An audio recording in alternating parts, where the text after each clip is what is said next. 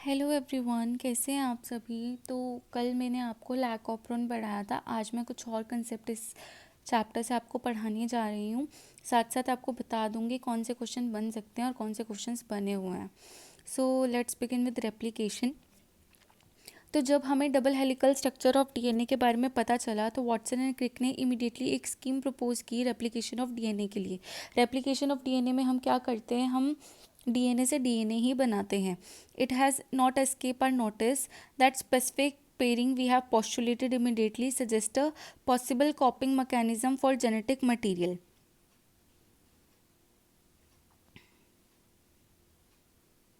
सबसे पहले एक चीज़ पढ़ो। A molecule that can act as genetic material must fulfilling the following criteria. इससे एक क्वेश्चन बना हुआ है आपका एचटेट का previous question. It should be able to generate its replica. It should be stable chemically and structurally. ये stable होना चाहिए बोथ केमिकली स्ट्रक्चरली, और ये अपना रेप्लिका जनरेट करने में महत्वपूर्ण होना चाहिए। It should provide the scope for slow changes mutation that are required for evolution, और it should be able to express itself in the form of Mendelian character. ये चार आपको बहुत अच्छे से पढ़ना है, ठीक है। अब आओ आप यहाँ पे। अब ये स्कीम क्या सजेस्ट करती है कि जो दो स्टैंड हैं उनको हम अलग अलग करेंगे, टेम्पलेट की तरह वो एक्ट करेंगे, और उससे हम एक न्यू कॉम्प्लीमेंट्री स्टैंड बनाएंगे कि मतलब दो स्टैंड है पेरेंटल में, उनको हमने अलग कर दिया। तो जो न्यू कॉपी बनेगी उसमें एक ओल्ड रहेगा जो हमारे पेरेंट्स है, और एक नया बनेगा वो है डॉटर स्टैंड। और इस टाइप की सिंथेसिस को हम क्या बोलते हैं, सेमी कंजर्वेटिव डीएनए रेप्लिकेशन। ये इस बार का अवेज का प्रीवियस क्वेश्चन था। अब इसके एक्सपेरिमेंटल प्रूफ आज तक पूछे नहीं गए हैं, ये आप खुद पढ़ोगे अगर पूछ लिए जाते हैं तो, but I don't think so this is important. ये वाला important, the machinery of enzyme in living cell. सबसे पहले हम प्रोकैरियोट्स में पढ़ रहे हैं। Such as E coli the process of replication require a set of catalyst. इसको कुछ एंजाइम्स चाहिए अपनी प्रोसेस करने के लिए। मेन एंजाइम कौन सा, ये क्वेश्चन पूछा जा सकता है। The main enzyme in the process of replication is DNA polymerase. अब इसका नाम डीएनए क्यों है, डीएनए पॉलीमरेज, क्योंकि ये डीएनए टेम्पलेट को यूज़ करता है to catalyze the polymerization of deoxy nucleotide.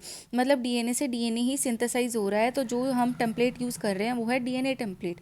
ये एंजाइम हाईली एफिशिएंट एंजाइम है, और ये पॉलीमराइज को कैटालाइज करता है लार्ज नंबर ऑफ न्यूक्लियोटाइड के बहुत कम टाइम में। इकोलाई में कितने बेस पेयर हैं पूछा जा सकता है, अभी तक ह्यूमन का पूछा गया है। E coli that has only 4.6 into 10⁻⁶ base pair. Okay, human में 3 × 10⁻⁹ होते हैं। ये डिप्लॉयड कंटेंट बता रखा है, आइदर XY और XX, ठीक है। Completes the process of replication with in 18 minutes. Not only these polymerases have to be fast, but they also have to catalyze the reaction with high degree of accuracy. Obvious सी बात है, अगर हम कोई कुछ perform कर रहे हैं और इसमें हमने बहुत सारी मिस्टेक्स कर दी, मान लो हमने 100 चीज़ें करनी थी जिसमें से 90 गलत कर दी, 10 सही करी, तो उसका कोई फ़ायदा नहीं है ना। हमारा टाइम भी वेस्ट हो रहा है, एनर्जी भी वेस्ट हो रहा है। तो प्रोसेस हाईली एफिशिएंट होनी चाहिए और मिस्टेक्स इसमें कम होनी चाहिए। Any mistake during replication would result into mutation. और अगर म्यूटेशन हो गया तो क्या हो गया, हमारी सारी प्रोसेस बिगड़ जाएगी और कोई ना कोई बैड इफेक्ट आ जाएगा। Furthermore energetically replication is very expensive process. Expensive process क्यों है, कोई भी काम करने में एनर्जी तो लगेगी ना, तो ये भी बहुत ज़्यादा एनर्जी यूज़ करता है एटीपी के फॉर्म में। डीऑक्सीराइबोन्यूक्लियोसाइड ट्राइफॉस्फेट सर्व्स ड्यूल पर्पस। अब डीटीपी मतलब एटीपी, हमने डीऑक्सीराइबोन्यूक्लियोसाइड बोल दिया उसको, ट्राइफॉस्फेट, यहाँ दो फंक्शन परफॉर्म कर रहा है। क्या, सबसे पहले तो सबस्ट्रेट की तरह एक्ट कर रहा है DNA template. They provide energy for polymerization reaction. ये एनर्जी भी प्रोवाइड करते हैं